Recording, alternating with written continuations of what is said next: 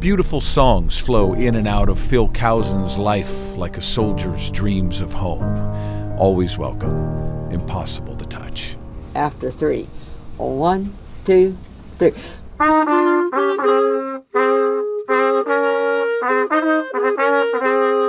More than a few of them have been played in his basement after supper with his wife Carol and her clarinet.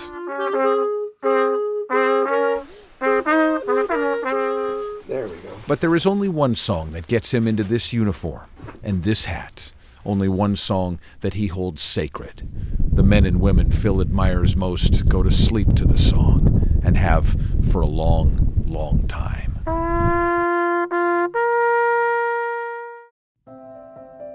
Hello. Becca's Brew in Bothell. Hello, how are you? A tiny stand in the parking lot of an Arco station. It's 9 o'clock in the morning and they start showing up. Oh, hi, we have balloons for Will today. They come from all directions with gifts and kindness. His world is different than ours, and his smile makes our world a better place. There are children with homemade cars. We were talking about our birthday parties this morning and how everyone should get a birthday party. And there are cakes, big decadent cakes, and signs. It's wonderful. Everyone just came together and made this happen. That's Becca. She's responsible for all of this. It's such a big deal, the cops are even here. We're honored to be here for Will. It's great. On the times that I've come by here, Will's been hanging out, and I think he's a pretty cool guy. All of it is about a guy named Will. We sit and talk, and it's like I'm literally just in awe of him. He finds the smallest things to be happy about. He finds joy in everything. So who is Will, and why do so many people want to make him happy?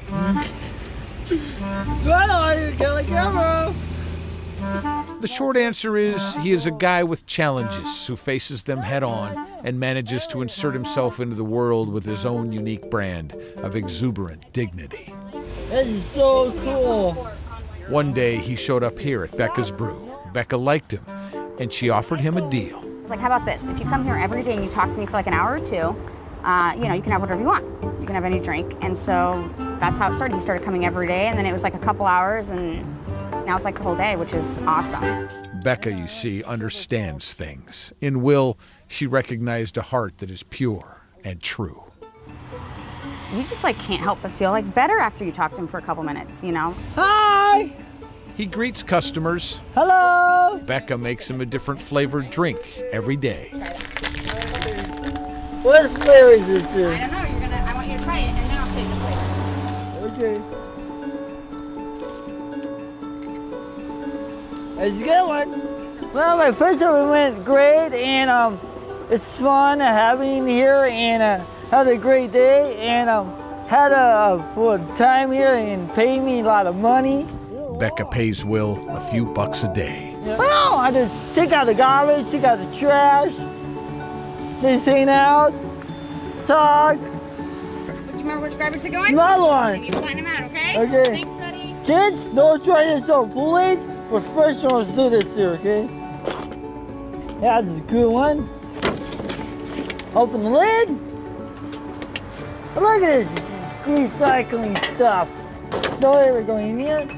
A while back, Becca noticed something that troubled her a lot. It bothered me so much, how Will was being ignored by people. I would see it through at the gas station, and then that one customer that was extremely disrespectful to him, and I was just he's just a regular person, trying to have a conversation and is extremely nice, and people just ignore him he has some kind of disease or something all over him, I'm just what is wrong, She wrote something on a neighborhood blog. She mentioned his birthday, and Bothell rose to the occasion in dazzling fashion. Okay, he's coming. Everyone behind the stand.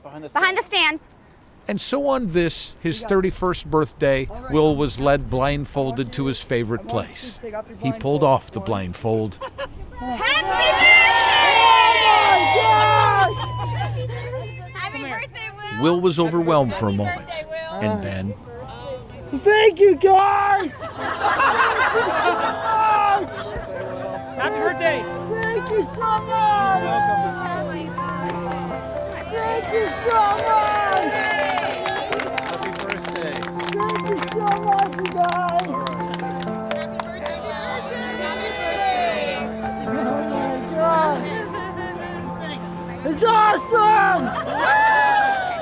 Everyone just stood there, watching his happiness pour out. You're so cool!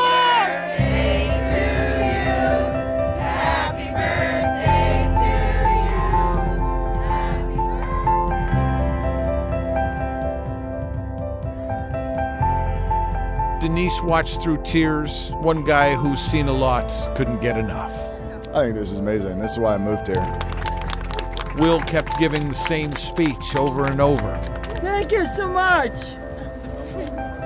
I'm speechless, guys. Someone gave him some flowers for Becca. I love you, Becca. I'm ready to go. And then he was gone. Will has a thing for police officers and sirens. Siren or no siren? Siren! So they gave him a ride. While Will was gone, neighbors introduced themselves and lingered around Becca's brew. I am so excited for the outpouring of love here in the city of Bothell. Will came back, still drunk with joy.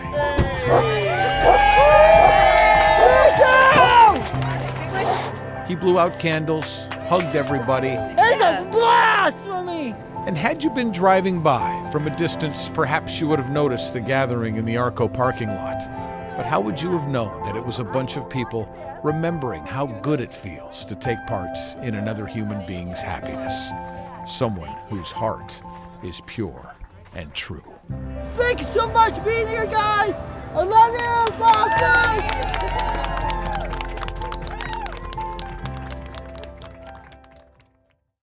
Have a good day, sir. Thank you.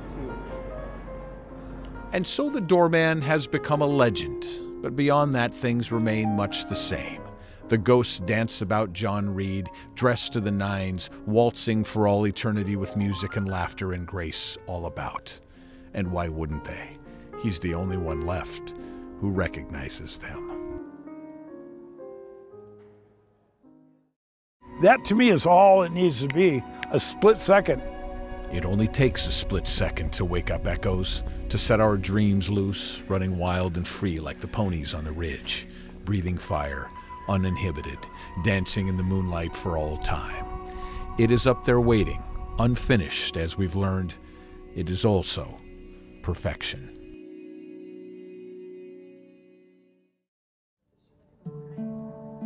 A new dad, Eric, watches and waits. Hold on just a sec.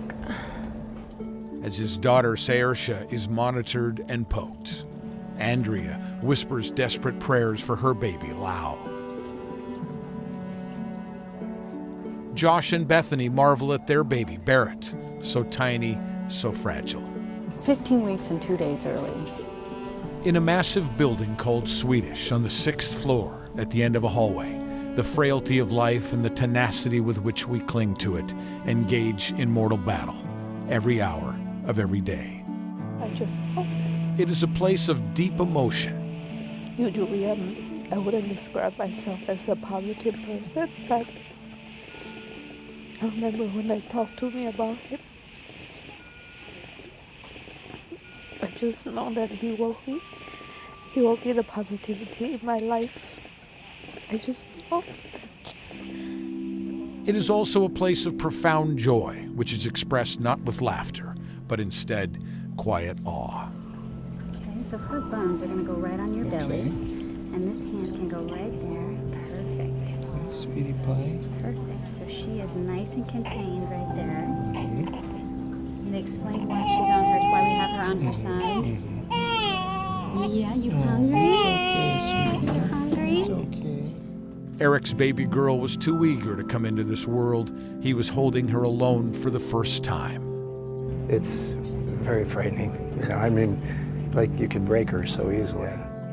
And there is Blake, born 1 pound, 14 ounces, now 2 months old, whose right hand is the size of her mom Abby's thumbnail. There is an intersection on a busy street, 125th and Aurora. There is a body shop there, a 76 station with a food mart, a Krispy Kreme, and the 125th Street Grill. And they all have one thing in common. Their parking lots are impeccably clean. He's a very gentle soul, I would say. He sweeps up, he picks up every last little cigarette butt everything. I think so. Maybe he'd like to help the community. Comes in, sweeps the area, walks away, and is our sweeping angel. A sweeping angel. They will tell you here of a little man with a broom who comes and goes like the wind, a man who appears and cleans at odd times, asking nothing in return, and then vanishes like a ghost. After a windstorm, look at the lot he didn't sweep compared to the one he did. A sweeping angel indeed. We came to see this man, and from a distance there he was, in the rain at 7 a.m., stooping every couple of steps to pick up bits of muck in his path. And then across the way at the 76 station, he picked up the larger garbage and grime that is dropped by the careless and the indifferent. And then he was gone. We came back another day and we saw him riding his bicycle, but he said he couldn't stop to talk.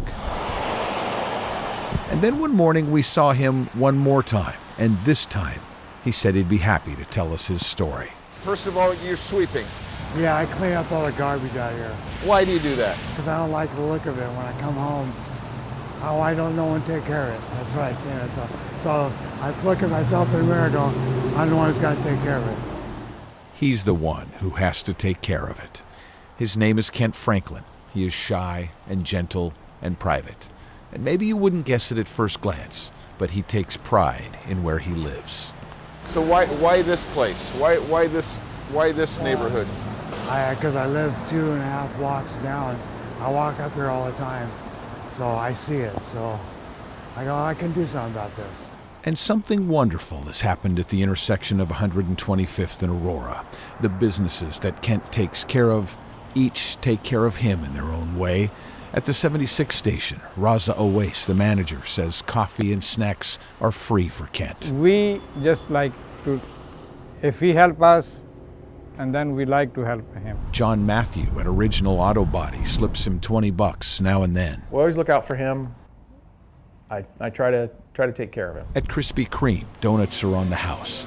And at the grill where he takes shelter from the rain, Amit Sethi slips him some cash here and there for a job well done. He's not begging for money. He comes, do the work, and he deserves it, and we try to help him. Life hasn't been easy for Kent. He was in a bad car accident, and back in time, he spent part of his life in prison for drugs, cocaine and pot. That's one reason why I clean, because I'm clean. Because I used to be pretty dirty.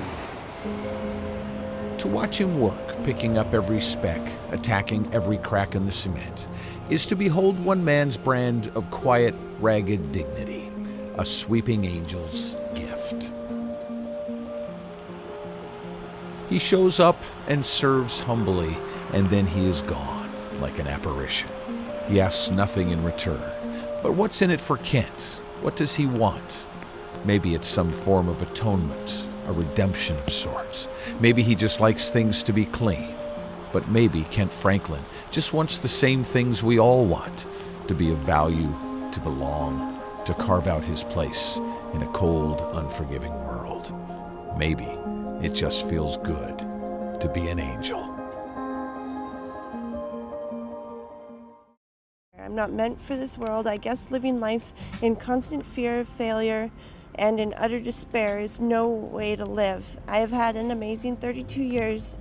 I'm good going like this. I just went to sleep. And so the nasty little fight raging inside the skin of Megan Hammond continues for yet another day. The terms are stark and crude. It is a battle to the death.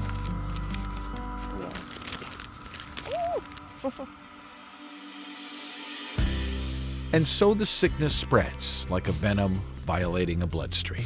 And the police push against the boulder, the dealers deal and the buyers buy, and the social services fight the good fight, and the experts study, and the politicians make policy, and the parents pray. And the addicts suffer, and the homeless suffer, and the victims of crime suffer. The city and its quality of life suffers. And the more things change, the more they stay the same. And nobody seems to know what to do about the demon at the door.